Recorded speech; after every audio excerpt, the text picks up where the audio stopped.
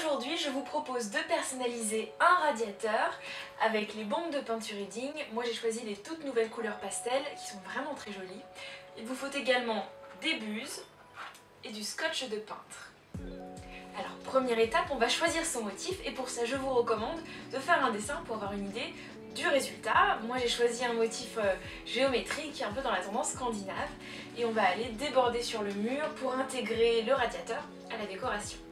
Alors, avant de commencer à peindre, on n'oublie pas de protéger son sol et ses murs pour éviter les projections.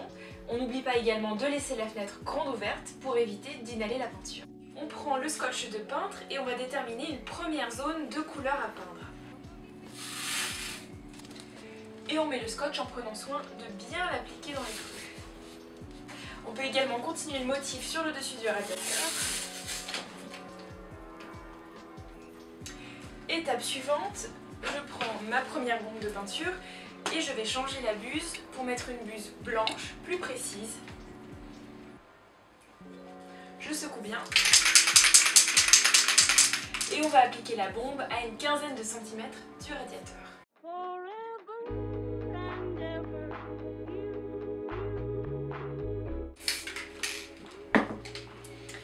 Une fois que la première zone est peinte, on peut tout de suite retirer le scotch. On va laisser sécher cette zone au moins une demi-heure et en attendant, on va pouvoir s'attaquer à une autre partie du radiateur. Évidemment, on ne touche plus à celle-ci.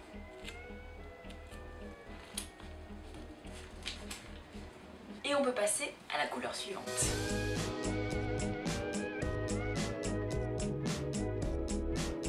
Je pense que vous avez compris le principe, donc on continue par zone de couleur en prenant soin de faire attention aux zones qui sont en train de sécher.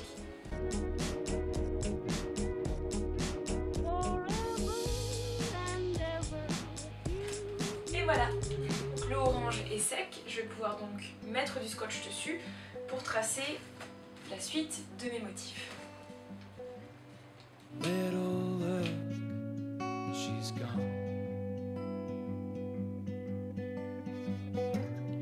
Didn't care as they watched on by.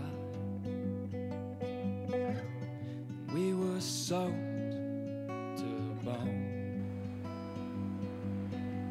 Pour aller peindre le mur, c'est le même principe. On va utiliser le scotch pour dessiner nos motifs.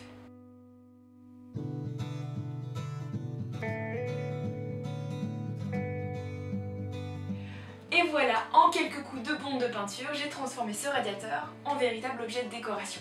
A bientôt pour d'autres tutos.